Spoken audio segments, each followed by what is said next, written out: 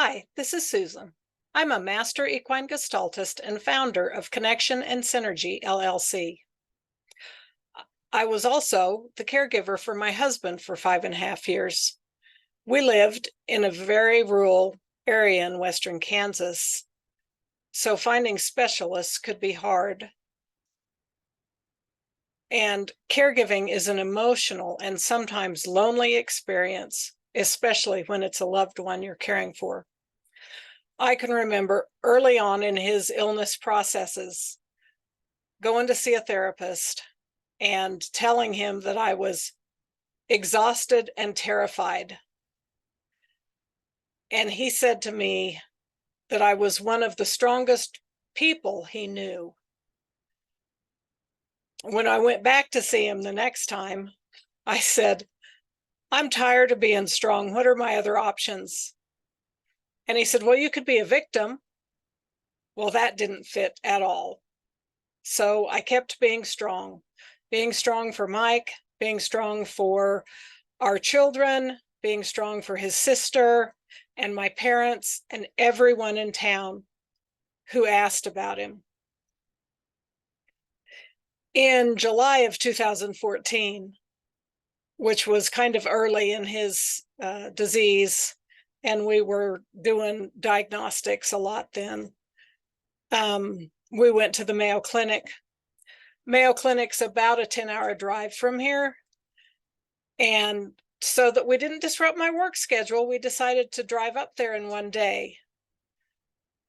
We had 2 days of doctor's appointments, and then we decided to take 2 days to drive home after driving up to Minneapolis to go take a look at the Mall of America. So when I got back to work on Monday after getting home Sunday, I took Monday off, and I didn't realize until Thursday that I really hadn't been myself up until then. And that's when it occurred to me that I had been emotionally dehydrated.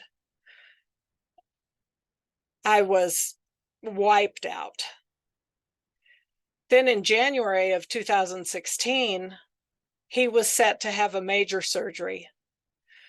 We'd gone the week before to Kansas City, which is 350 miles away, to do the pre-op workup. Everything was fine. And then a couple of days before we were going back to KU, he got sick. So we went to see the local providers. They called the surgeon, and they decided that he needed to be on antibiotics and in the hospital here. And the next day he needed a blood transfusion. So we didn't leave here until 4 or 5 o'clock in the afternoon. And mostly the drive was pretty uneventful, but we got to Topeka and it was snowing pretty good. And that's about 60 miles from KU Med Center. And it was, we got to KU Med Center, and even though it wasn't all that late, I said, "I'm done driving in snow. I'm staying here with you tonight." So they set up a cot or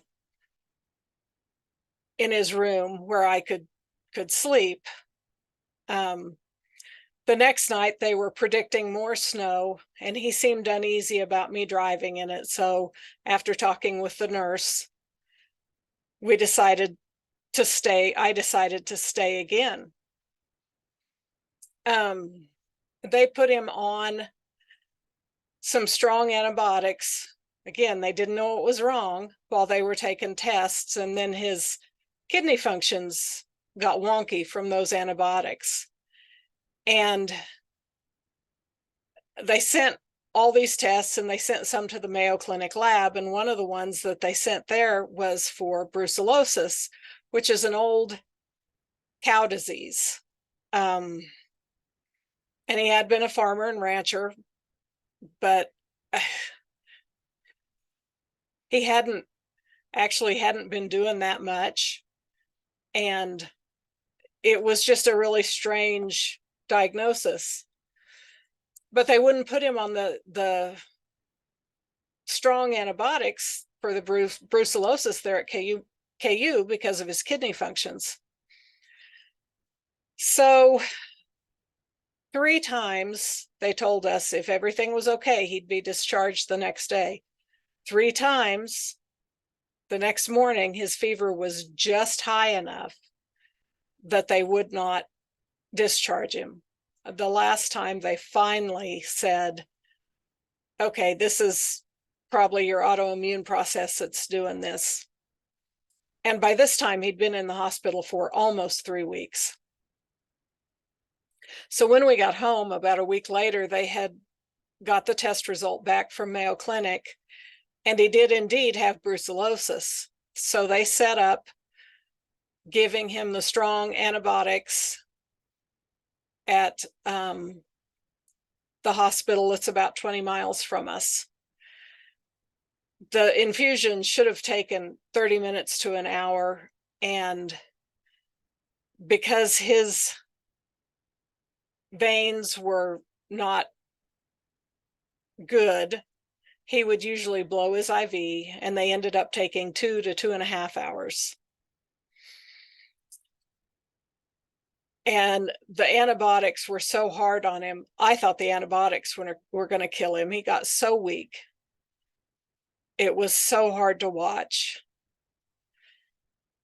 And I think it was during that time that I sat outside out in front of the house in my Jeep. Before I came in, I thought, I just want this to be over. I want him to be well again. And then I thought that there was another way that it could be over. And immediately said, no, you can't think that way. You need to keep on being strong for everyone. At that point, I was in my first 2 months of the Equine Gestalt Coaching Method program, which I later learned would be my saving grace as far as dealing with his illnesses and then losing him. My point is, caregiving's hard. Get support wherever you can, however you can. In the next few weeks, I'm moving to Eastern Kansas and starting a Caregiver's Gestalt Circle. If you click the link below and join my connection list, you can keep up to date on when I'll be starting the Caregiver's Circle and anything else I might be doing, and having my open barn to do demos of equine gestalt. Remember, keep going forward.